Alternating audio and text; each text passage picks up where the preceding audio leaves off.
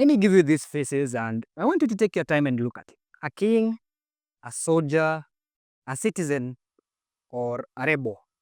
What do they all chase and fear? It is a force that builds cities or even destroys them and can rewrite laws, write new laws, or destroy them. We are talking about the pillar of power. But we are building 5 pillars or lenses on how we look into humanity. Last time we talked about the economy pillar, and go and watch right there if you haven't. Today we are going to talk about power. Now, economy builds societies, but a car needs a driver, right? That's where power comes in. Now, power is not just politics or the constitution that you hear about in news today. Now, it is that system where human beings like us use to make decisions, enforce rules, control territory, and who does ABCD legally or illegally. Today, we are going to talk about 4 things where power is applied. Let's go. Now, we go to 1750 BCE, the Code of Hammurabi. Now, it was inscribed in an Akkadian language and it was set on a tall stone pillar. The reason being it was set so high so that the public can read it. Now, even if it had rules, it covered most of them from marriage, family, trade, theft, debt, and punishment. That is 282 laws in total. Now, at the top of the slate, Hammurabi is shown that he's receiving laws from Shamash, the god of justice, the sun god and the judge of gods and men. Now, this told a powerful story. It's that the law came from the gods. Some of the laws were brutal. That is, for example, if a man destroys another man's eye, his eye shall be destroyed. But others, as you see today, set clear standards. By the way, it proves and became one of the earlier systems where you are only innocent until proven guilty. Coincidence? When it was discovered in 1901 by Jacques de Morgan and shipped to the Louvre in Paris and fully translated up to the following year in 1902, it was said that it had major parallels or it borrowed more from the Old Testament writings. It talked more about public law, bureaucratic control by the scribes, divine legitimacy where the king ruled under a sacred mandate. Now that was a law of birth for total control. Fast forward to the Roman Empire once again. Now the Roman Republic of Rome didn't want a king back. So what did it do?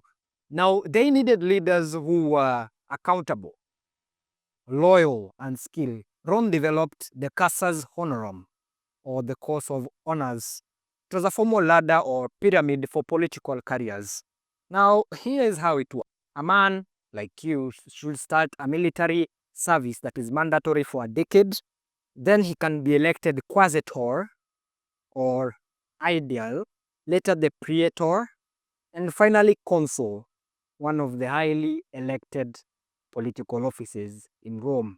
Now, the order of those days was by institutional or power of the institution. It forced people to avoid personal ambitions, but to serve the interest of the state first. Now, ambition, personal, that is, became structure, and chaos was all the way down.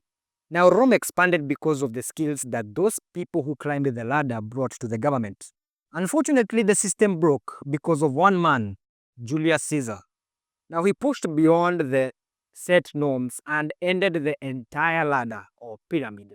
But it shows how Casus Honorum helped end the republic. The same ladder will be used to quell personal ambitions, and it is regulated institution. All the way to ancient China. This is one of the most enduring ideas, and special because it blends religion. The mandate of heaven. Now, this concept began with the Zhou dynasty around 1046 BC. Now, this is where they overthrew the old Shang rulers, said that they had been chosen by heaven, not because of birthright, but because they were just and capable. Now, here is how it worked. Heaven gave you the right to rule. If you governed well, peace and prosperity followed. if you become corrupt or cruel, natural disasters or rebellion meant that the mandate was standing against you.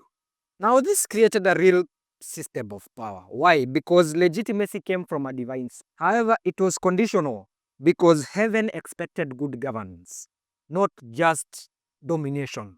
Now, that is revolutionary, or also close to world's first.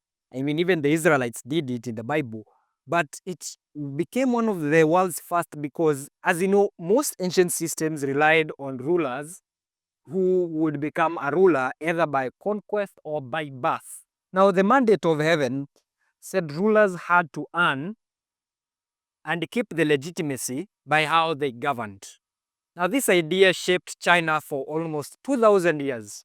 Now, power, that is in their case, was not only about force or law, but it was about the story of a ruler who told the people, and heaven was used to justify rule. Now, finally, fast forward to today. In the 21st century, many governments and sometimes corporations use digital data to observe and influence behavior. Systems like the Chinese social credit score collect data on purchases, travel, and online activity just to create behavioral scores. Other programs like global metadata collection by intelligence agencies gather information from the phone calls that you make, the emails that you received and sent, and the internet used for security analysis.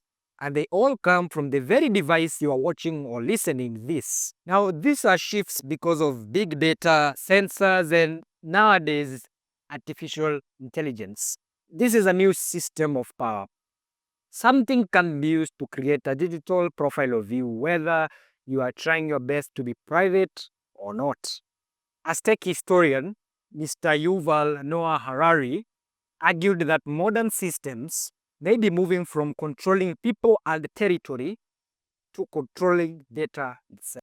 What we do, when we do it, and why.